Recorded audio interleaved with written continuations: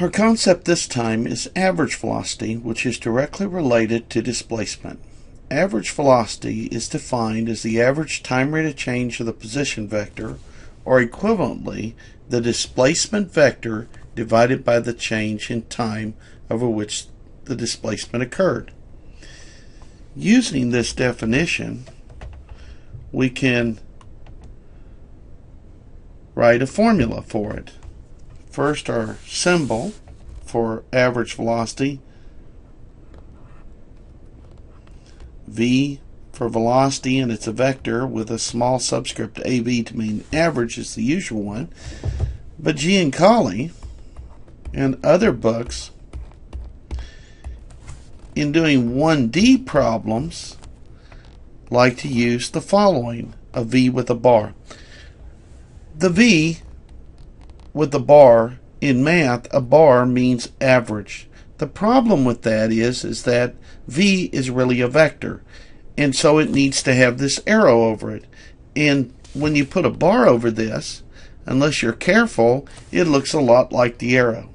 So in working three-dimensional and more advanced problems, people put the arrow and they put little AV for average. The reason Giancoli puts the bar across it and doesn't worry is that we'll find that the average velocity is not what we really want to find.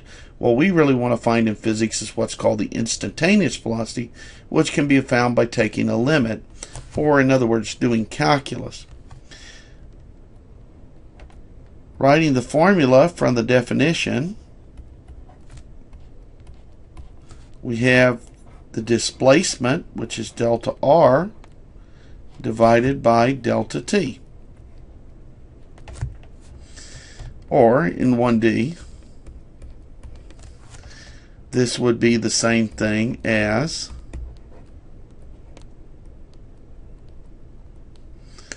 delta X over delta T.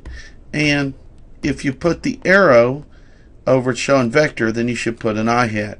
If you leave the arrow off, it's understood that you mean that direction's I hat because you used X. If you used Y here, it'd be understood that it'd be J hat. The units for the average velocity are found by dimensional analysis from the formula. Delta R is displacement. The displacement vector has the units of meters, and then we divide by delta T, which is time.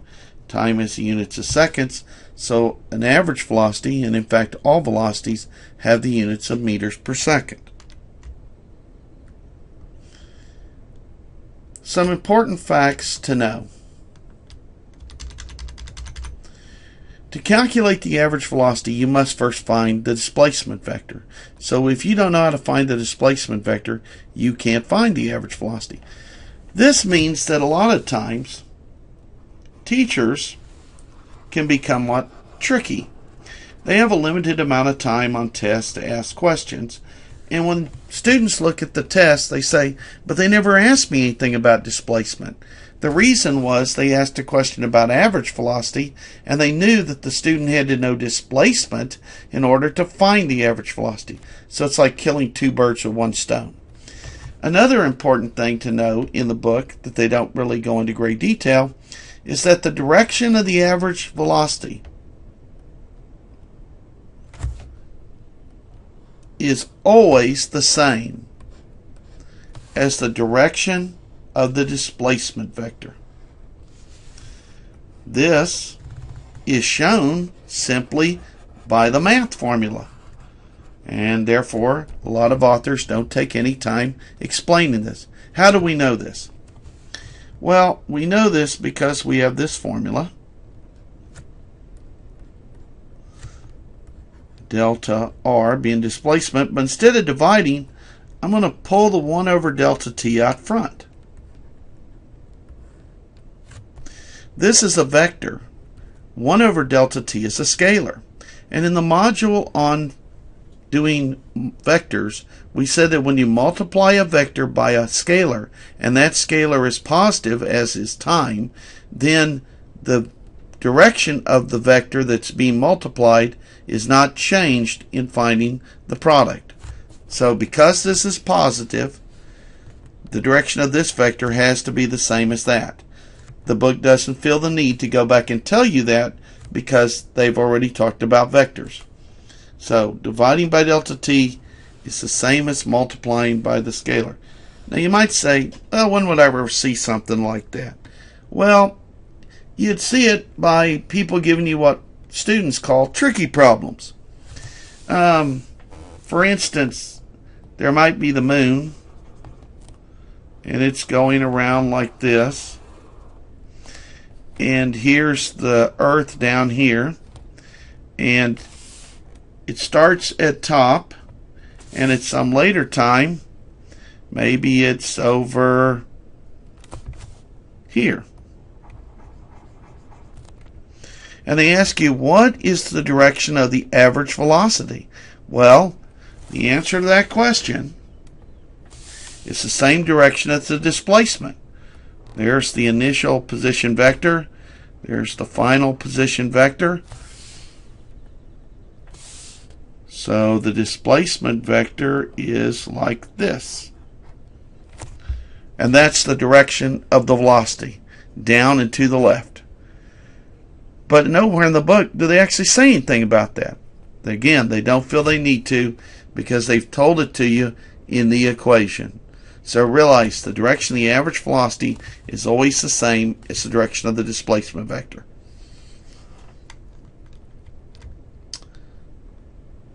Another important fact. The average velocity is a vector. And because it's a vector, when you are asked to find the average velocity, it is not the same question as finding the average speed. Average speed is defined as distance that you travel divided by the time it takes you to travel. And remember, distance is a scalar, and it's always positive or zero. Let's show this they're not the same by doing an example problem. Remember our example problem previously, where we were actually having a runner run from point A to point B that was 100 meters, and then turning around and running back to point A. Let's assume that the runner was able to do that in 30 seconds. What was the runner's average speed? Well, average speed can be found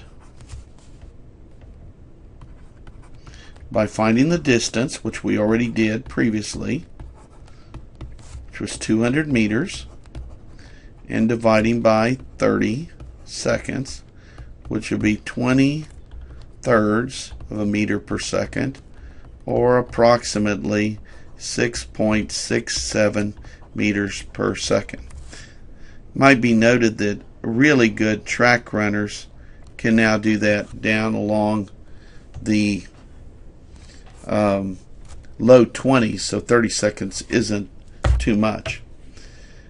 What about the average velocity? Well, the average velocity is very different. The average is equal to the displacement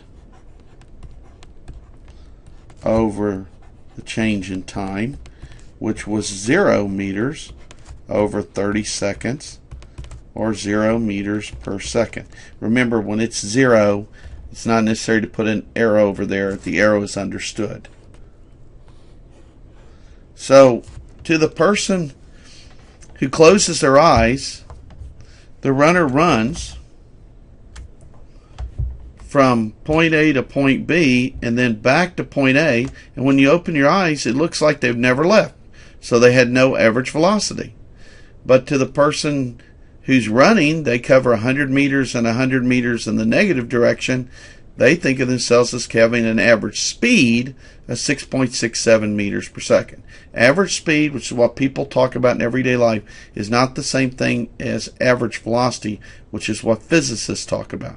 Now, there seems something really wrong with this, because the runner ran, and he sweated, and he worked really hard. The problem is that you closed your eyes too long. We need to peak. We need to make delta t get smaller. In fact, we need to make delta t get toward as small as possible, nearing 0. You really can't make it 0. That's a mathematical thing. But if you take what's called the limit in math, it's called the derivative. And this is from calculus. Well, we want to do the same thing. Just think of it as you want to let delta t get to very, very small towards 0. And this will lead us to the idea of how fast are you going at that instant, or the instantaneous velocity. Now, stop the video for a minute and answer the following question. If you ran around a circular track that's 40 meters long,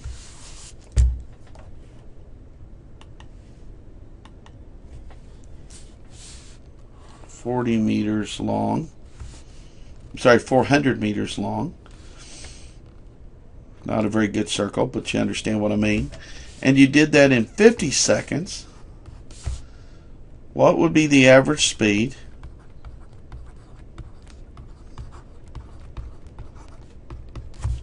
And what would be V average? Stop the video and see if you can answer these. Well, if we work this problem, what we find is 400 meters divided by 50 seconds is 40 over 5 meters per second, or 8 meters per second. And again, V average is 0 meters per second, because if the person started here and they ran all the way back around the track, they'd have exactly the same position vector at the end for the final position vector that they had initially, so they have no displacement.